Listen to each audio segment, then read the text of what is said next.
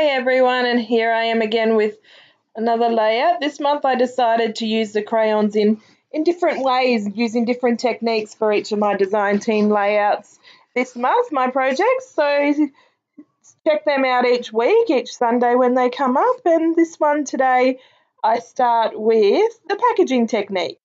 So the crayons are, pretty versatile. They've got lots of pigment in there, and this part I kept as real time so that we could talk about what's going on.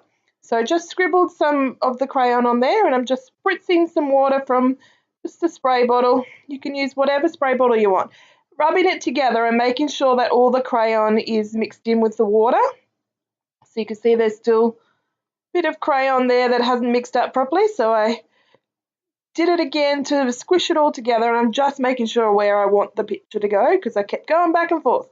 So I'm just dribbling it on there because there was lots of colour and I want a bit of a specific area, and then I go in and squash it out with the paper or drag it around with the plastic, and push it down. So you can see when I pick it up there's some little splatters on parts, and it's good to be a bit purposeful about where you put in those bits. So that was a bit, I'm just touching it because the crayon hadn't rubbed in properly in that spot. And then I'm just going to put the next colour on there. So each time that you go from another colour on your plastic, you should wipe it off. Just give it a wipe. That way your colour is not mixing through, unless you want that to happen. If you're blending colours on your plastic, then obviously don't worry about that. So here we go again. Just rubbing it on, just like you're drawing with the crayon. Spritz some water on there and then rub it together. You see just there's little bits of crayon chunks, and you want to put it together and be mindful of your edges. You don't want the watercolour to drip off until you're ready for it to drip. And there we go. You can just flip the plastic straight over and smush it around like that, and sometimes I do that if I want just the whole general area, but I wanted a vertical line and a horizontal line of the packaging mixed media behind my photo. So that's what I'm trying to focus on. And look at him. Look at my cute little man when he was so little. That's his first Christmas. He's 8 months old. Crazy wild child. So next colour. So but it's nice to start with the lighter colour and work up to a darker colour so that it gives some layers, some texture. If you do the dark colour first, it's not going to show up the light ones as much. So I'm just using my paintbrush this time to mix in the colour. I didn't put as much water on there, so it's pretty vibrant. And these oil pastels have must have a lot of pigment in there because the colours are very bright still, even with the water mixed in. So you can see how that colour definitely added another layer, and I'm just using my finger to press the plastic in just spots rather than the whole part. So sometimes you might want to just put the plastic on and smush your hand around and move the plastic. Other times you might just want to drip some of it from the plastic, and other times you might want to do what I was just doing there and just poke on little parts, especially when you've got little splatters. It's nice. It's sort of like doing ink splatters, but with the packaging technique. So go into some green, mixing it up with my paintbrush here. And then this is another way you can use them. So here's some ink splatters, just straight with the paintbrush, flicking it on. Same way as we all do ink splatters with any type of wet medium. Easy, just flicking. So you're holding it on the edge of the paintbrush, and I'm just tapping it so that the colour flicks off the edge. It's like when you were back in preschool and you do this brush painting. So I'm just going to smush some of the colour on there because I want it in a few areas. Just putting some more water on there. Unfortunately, I didn't fill up my water mister before I started recording, so I had to angle the plastic so that the mister was upright rather than on an angle. So I'm just lightly with the side of my brush smushing it on in areas that I want it to go. So sort of just thinking about the fact that my photo will be in that middle there, so there's no point wasting my efforts too much on that middle. just going to the edges and playing with it there. So you're just picking up the colour on your paintbrush and just painting. I just want more of a packaging look, so I'm not being very, how do you explain? Not very detailed with my brush. I'm not doing brush strokes. I'm dabbing it on and using the water to let it join in and seep through. So then I've got a little bit left. And this is where it started to go a bit more splattery, and I decided to use that for the packaging technique. So going to speed it up here, looking at my papers and working out how I want to layer the photo. So I want lots of papers behind it. I want to be a bit of a lots of texture on there to bounce off the top of that mixed media background. So hopefully that real-time part of the mixed media helps some people, and if hopefully my explaining helped, I don't know that I was very helpful, but hopefully that helps, because I know some people are having a bit of trouble just trying, because I actually, disclaimer, I actually spent an hour on this layout, and I do not spend that much time on layouts. It was driving me crazy, but I love the end result. But I also spent more time actually in theory, because I made 3 other mixed media backgrounds with the packaging technique with these crayons and hated the other 3, and then realized what I wanted to do, and this is what I got. So that was, you just got to go with what happens, and sometimes you can fix it, or sometimes you just need to totally change it.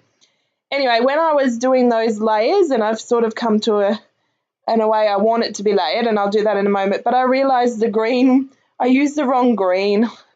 So I'm adding some of the more citron, lime kind of green, and it actually worked out really nice, because there's the 2 greens and there's a couple of the blue shades. So it's a nice, not compromise, but it's a nice blend of colours, a nice choice of colours, if I do say so myself. So watered it down a bit more, dripping it on, and see how those drops were quite big before I smushed them. You could do it that way. In fact, last month I used the ink sprays to do it, but you could do the same thing. It's wet medium once you wet the water on it.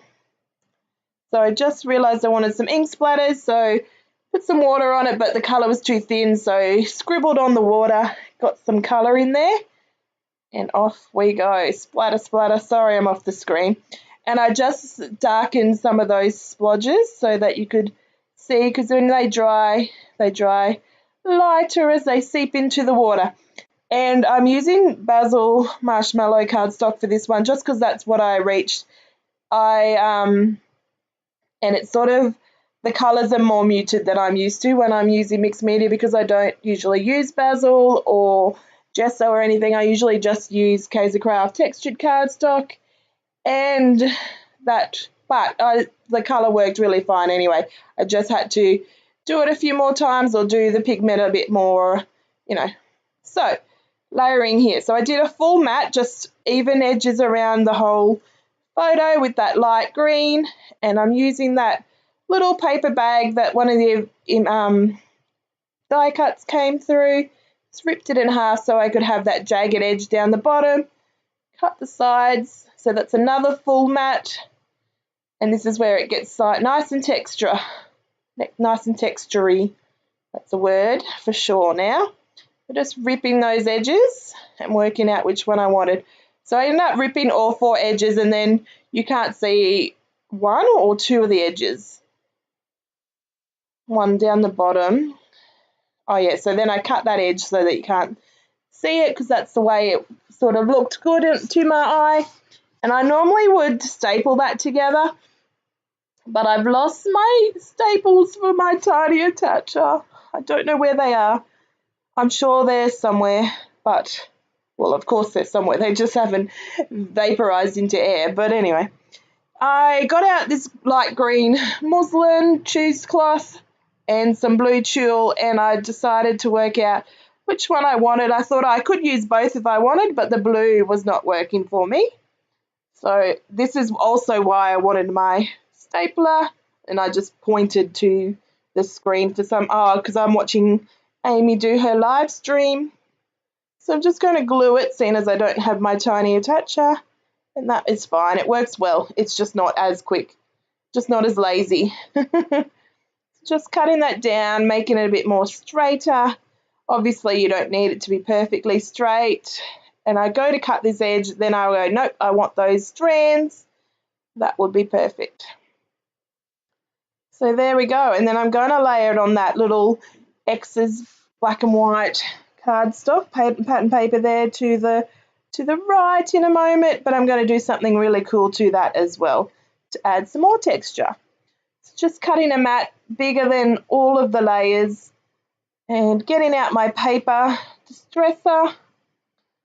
Where is it? Oh, that's right. I knocked it down behind my desk, so I had to go under my desk to grab it. That's why I just put it on top of the bench like that. So just ripping the edges, like shredding the, roughing the edges, but also cutting the little pieces every bit there. There you go. And then I just totally scrunch it up. Scrunch it again a different way, and look at that. The texture is there in like strands. I do not want to know. I cannot apparently do cliches tonight. There is a lot of texture is what I'm trying to tell you. I thought, oh, this would be cool. I'm sure I've got some light pastels, Charm Creations, and I grabbed them out and noticed these clouds and thought, oh, I'll try that, because clouds totally have everything to do with a child standing on the couch holding themselves up at 8 months, but whatever. And then these little paint swatches that are on the clear stickers, perfect colours, so on they go. Adding a bit more colour, and I thought I might add one there, but nope, it's not going to work, so on back they go. So here we go, just having a bit of a play. I couldn't get the position right, and then later when I do another layout, I actually tried to do those clouds again, and I don't know, it didn't work either. I had, surely one day I'll get them on the page.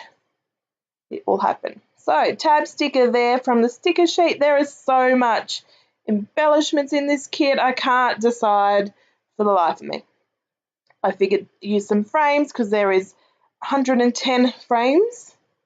So that's going to go there. I'm just playing with the position, and then when I glue it all down, it changes anyway. So I kept that in to show you the way, your mind thinks, and then it all changes, of course. And this is one of the little, it's a frame as such, but it's actually went between two frames that were stuck together, and you pull them apart. So it's kind of really the rubbish, the packaging, but I kept it, and that green was just perfect. And it's nice to have a contrast of the different thickness of the frames. So that was a nice little find.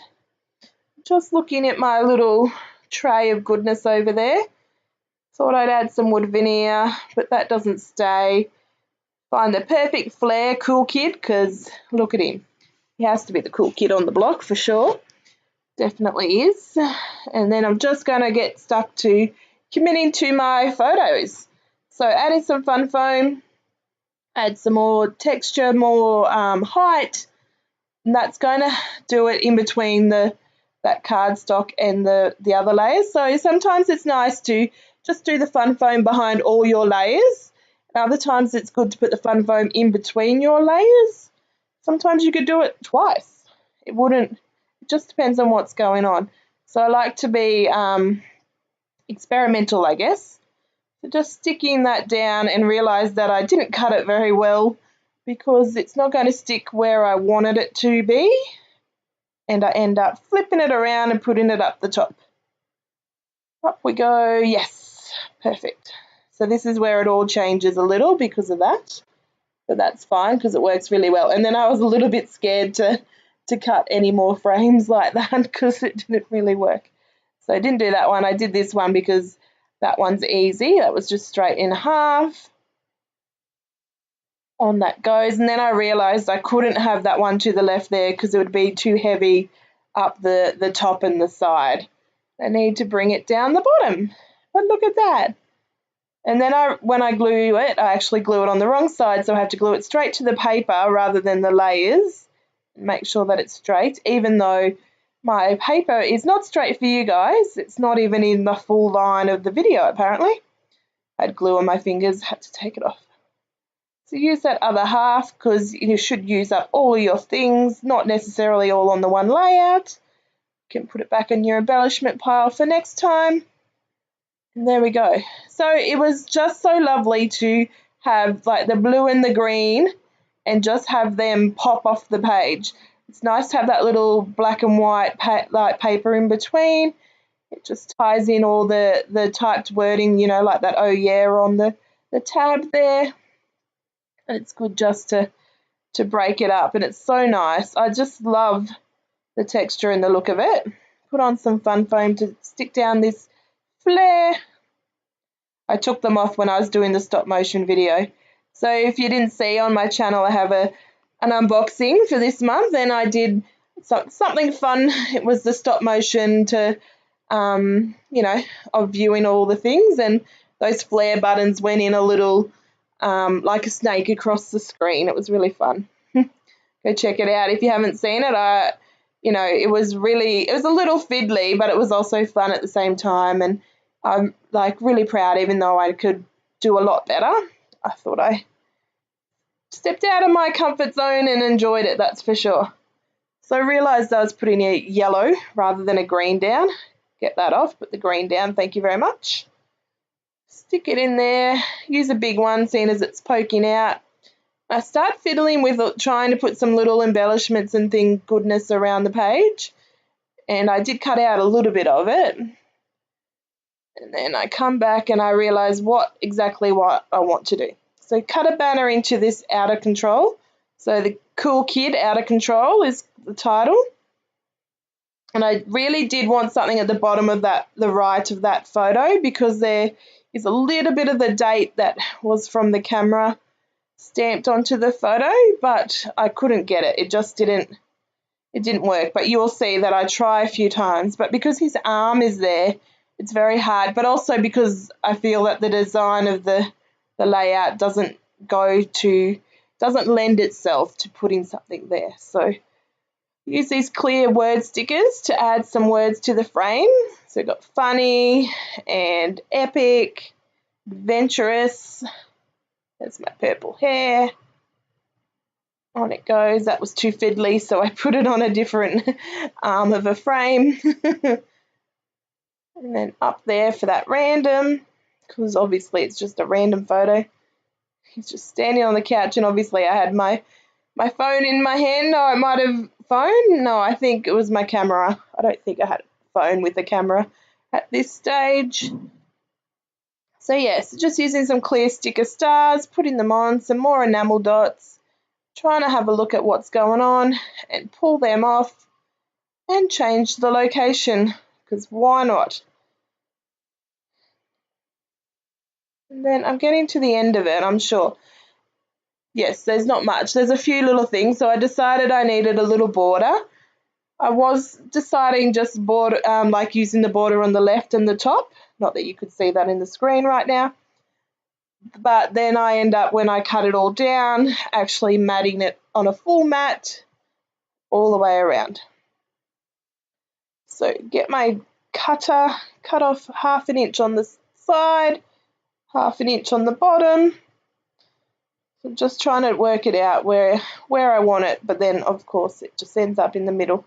And I was trying to, when I stick it down, I try to do a technique that I seen someone do on a YouTube video the other day. They sort of put the 4 like strips of double-sided tape, and then they pulled off the edges of the tape.